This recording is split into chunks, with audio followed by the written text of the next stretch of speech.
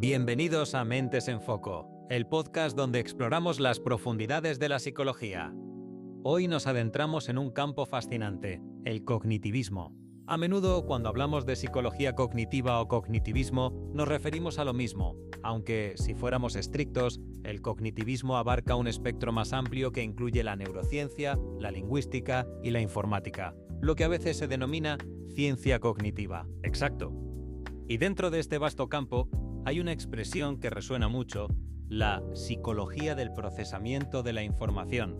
Esta es una visión más específica que concibe la mente como un dispositivo de cómputo de representaciones, casi como una máquina que manipula símbolos. Piensen en ella como un ordenador que realiza cálculos sobre copias del mundo externo. Es una metáfora muy potente, ¿verdad? Sin duda. Y esta perspectiva del procesamiento de la información es la que probablemente mejor caracteriza al cognitivismo y en la que nos centraremos hoy. Su eclosión se dio en la década de los 60 del siglo pasado, aunque sus raíces teóricas y técnicas se fraguaron desde finales de los años 40. Se suele decir que el cognitivismo fue una especie de revolución contra el conductismo, derrocándolo y reemplazándolo por una psicología más científica y acorde con la naturaleza humana. Pero, ¿fue realmente una revolución tan abrupta y unitaria? La verdad es que no. Aunque algunos psicólogos cognitivos, apoyándose en los trabajos de Thomas Kuhn sobre la estructura de las revoluciones científicas, quisieron presentarla así. Kuhn defendía que el desarrollo de las ciencias no es acumulativo, sino una sucesión de paradigmas. Durante los periodos de ciencia normal, todo avanza sin grandes discusiones, pero cuando aparecen anomalías que no encajan, el paradigma entra en crisis y finalmente una revolución instaura uno nuevo. Y según esta visión, el conductismo habría sido el paradigma dominante entre 1930 y 1960. Las anomalías, como las planteadas por Chomsky, o los límites biológicos del aprendizaje, lo habrían llevado a una crisis que se resolvió con la llegada de la psicología cognitiva. Una narrativa muy atractiva, sí, y además se valoró positivamente al cognitivismo por retomar el verdadero objeto de estudio de la psicología, la mente, pero ahora con una metodología científica gracias a la tecnología de los ordenadores. De hecho, el concepto clave es el procesamiento de información. Ulrich Neisser, considerado el primero en usar la expresión psicología cognitiva, lo dejó muy claro en su manual de 1967. Él decía que la cognición se refiere a todos los procesos por los cuales el ingreso sensorial es transformado, reducido, elaborado, almacenado, recobrado o utilizado.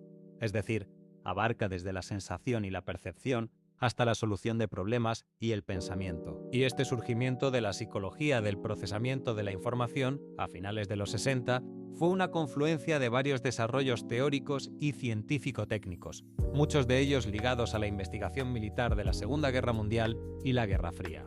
Podemos destacar 5 pilares fundamentales. ¿Cuáles son esos pilares? Cuéntanos. Primero, la teoría de la información y la cibernética. La teoría de la información, desarrollada por Claude A. Shannon y Warren Weaver a finales de los 40, buscaba analizar el flujo de información, midiéndola en bits. George Armitage Miller aplicó esta teoría a la psicología con su famoso artículo El mágico número 7 Proponas, refiriéndose a las unidades de información que la mente humana puede procesar. Aunque Miller luego introdujo el concepto de chunk para explicar cómo agrupamos la información. El famoso 7 aprobados, un clásico. Y la cibernética, con Norbert Wiener, que defendía que los modelos matemáticos de control de la comunicación en máquinas también podían aplicarse a los seres vivos, introduciendo el concepto de feedback o retroalimentación. Como un termostato que se regula según la temperatura ambiente, nuestro sistema nervioso central también funciona con un intercambio de información con el entorno. El segundo pilar es la inteligencia artificial, cuyo padre es Alan M. Turing. Él propuso la famosa prueba de Turing en 1950, que buscaba resolver si las máquinas pueden pensar. También ideó la máquina de Turing, que impulsó la construcción de ordenadores. La prueba de Turing es fascinante. Imagina que te comunicas con una entidad a través de un teclado y no puedes distinguir si es un humano o una máquina. Si no puedes, entonces, según Turing, la máquina piensa una idea revolucionaria para la época. Y esta idea llevó a la analogía del ordenador, que se diseminó por la psicología cognitiva y la neurociencia. Se basa en la distinción entre cuerpo y mente y entre hardware y software. La mente sería el software y el cerebro el hardware. Pero aquí hay matices importantes. Desde el principio coexistieron dos sensibilidades, la versión fuerte y la débil de la analogía.